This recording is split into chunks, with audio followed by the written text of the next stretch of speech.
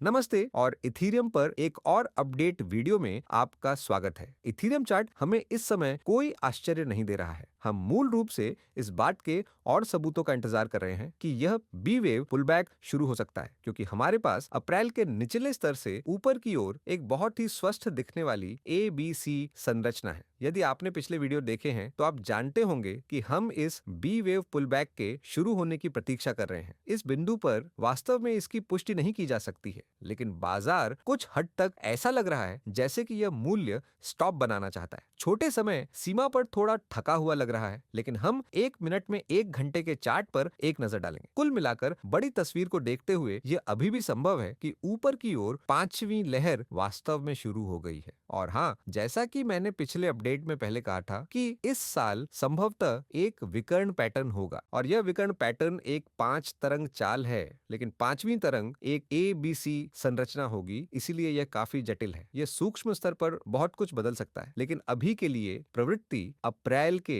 निचले स्तर से ऊपर है। शीर्ष का कोई संकेत नहीं है, लेकिन मैं बस इतना कह रहा हूं कि यह थोड़ा थका हुआ लग रहा है। इसलिए एक बार जब हम कुछ स्तरों से नीचे आ जाते हैं, जिसके बारे में मैं आपसे 1 मिनट में बात करने जा रहा हूं, तो आप जानते हैं कि ये हमारा पहला संकेत होगा कि मूल्य शीर्ष वास्तव में बन गया है। यदि आप हमारे मुख्य चैनल MCO ग्लोबल पर एथीरियम के बारे में अधिक जानना चाहते हैं, तो मैंने कुछ दिन पहले ही एथीरियम के लिए लंबे समय के फ्रेम चार्ट के बारे में एक मुख्य वीडियो या एक वीडियो अपलोड किया है। इसीलिए यदि आप रुचि रखते हैं तो इसे देखें, मैंने विवरण में चैनल को लिंक किया है। अब आइए एथीरियम के लिए छोटे समय के फ्रेम पर एक नजर डालें। यह छोटे समय के फ्रेम पर सूक्ष्म स्तरों की अच्छी समझ प्राप्त करने के लिए महत्वपूर्ण है, लेकिन स्पष्ट रूप से कृपया ध्यान दें कि ये संरचनाएं बहुत बदलती हैं, वे बहुत अधिक स्थानांतरित होती हैं, और क्योंकि यह 1 घंटे का चार्ट है, जब आप वीडियो देखते हैं तो चीजें पहले से ही स्थानांतरित हो सकती हैं। लेकिन समग्र विचार यह है कि अप्रैल के निचले स्तर से 3 तरंगों की चाल पूरी हो गई है। इसलिए हमारे पास लहरे में 3 तरंगों की चाल थी, हमारे पास B तरंग थी, और यह 5 तरंगों में C तरंग की चाल है। इसलिए हमारे पास ऊपर की ओर एक ABC संरचना है, और हाँ, फिर से यह A तरंग को पूरा करता है। अब B तरंग पुल बैक सामने आ सकता है, और यह संभवतः एक ABC संरचना होगी। फिलहाल ये मेरा पसंदीदा विकल्प होगा, लेकिन फिर से मैं औपचारिक रूप से इसकी पुष्टि नहीं कर सकता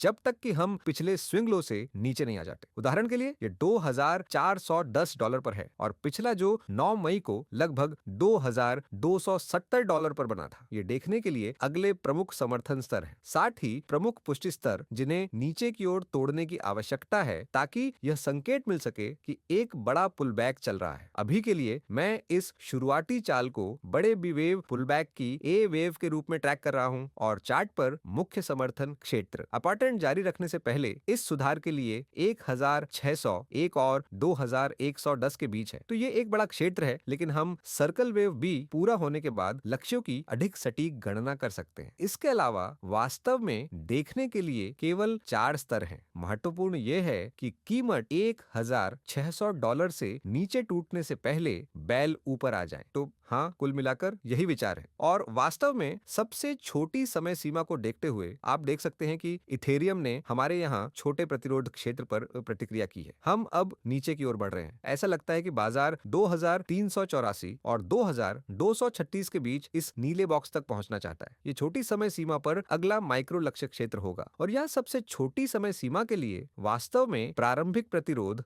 2,525 और 2,547 के बीच है। तो यह निकटतम प्रतिरोध क्षेत्र है जिसे हम देख सकते हैं, और इसके विपरीत संभावित रूप से एक और कम के साथ अधिक सीधे कम कीमतों पर ध्यान केंद्रित किया जा सकता है, क्योंकि ऐसा लगता है कि इस आंतरिक सी तरंग में हमें एक और कम मिल सकता है। अभी के लिए ये थोड़ा अधूरा लग रहा है। तो हाँ, यहाँ एक और गिरावट की उम्मीद है, शायद सप्ताहांत में। फिलहाल कम से कम जब तक हम इस प्रतिरोध क्षेत्र से नीचे हैं, और फिर समर्थन क्षेत्र से प्रतिक्रिया, जहां हमारे पास पिछला संरचनात्मक समर्थन भी है, और अगले सप्ताह की शुरुआत में बी वेव उछाल शुरू करने के लिए। यह इथेरियम पर अपडेट है। मुझे उम्मीद है कि आपको अपडेट पसंद आया होगा। अगर आपको पसंद आया है तो कृपया लाइक बटन दबाएं, कमेंट और सब्सक्राइब करें, और अगर आपको वास्तव में सामग्री पसंद आई है तो कृपया चैनल सदस्यता देखें। बहुत बहुत धन्यवाद। अलविदा।